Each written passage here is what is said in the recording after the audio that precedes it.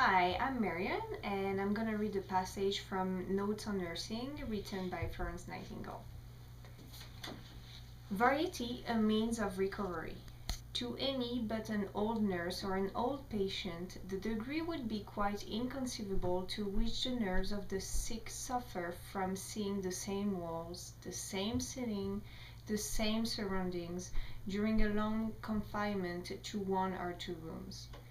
The superior cheerfulness of persons suffering severe paroxysms of pain over that of persons suffering from nervous debility has often been remarked upon and attributed to the enjoyment of the former of their intervals and respite.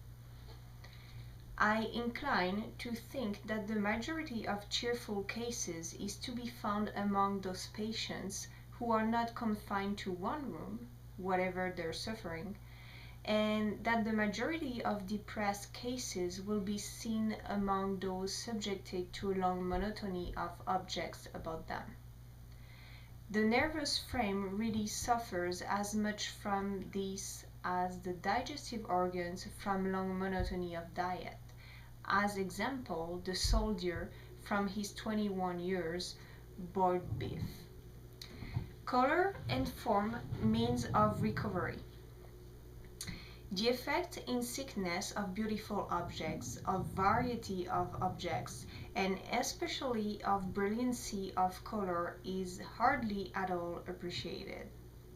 Such cravings are usually called the fancies of patients, and often doubtless patients have fancies, as example when they desire two contradictions.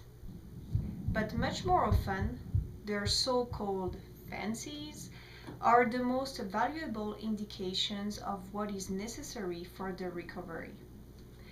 And it would be well if nurses would watch these so-called fancies.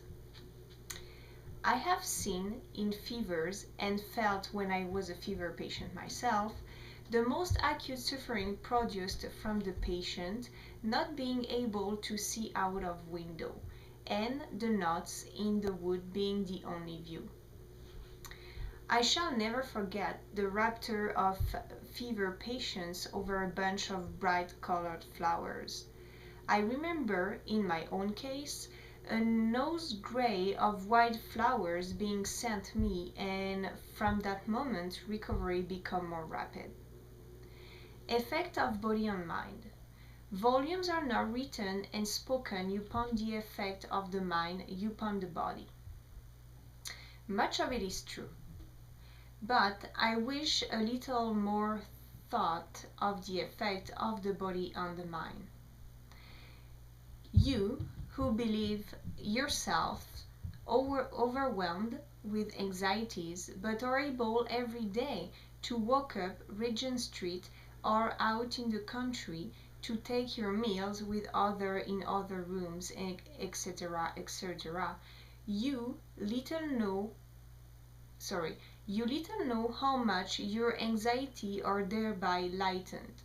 You little know how intensified they become to those who can have no change, how the very walls of the sick rooms seem hung with their cares, how the ghosts of their troubles haunt their beds, how impossible it is for them to escape from a pursuing thought without some help from variety. Thank you.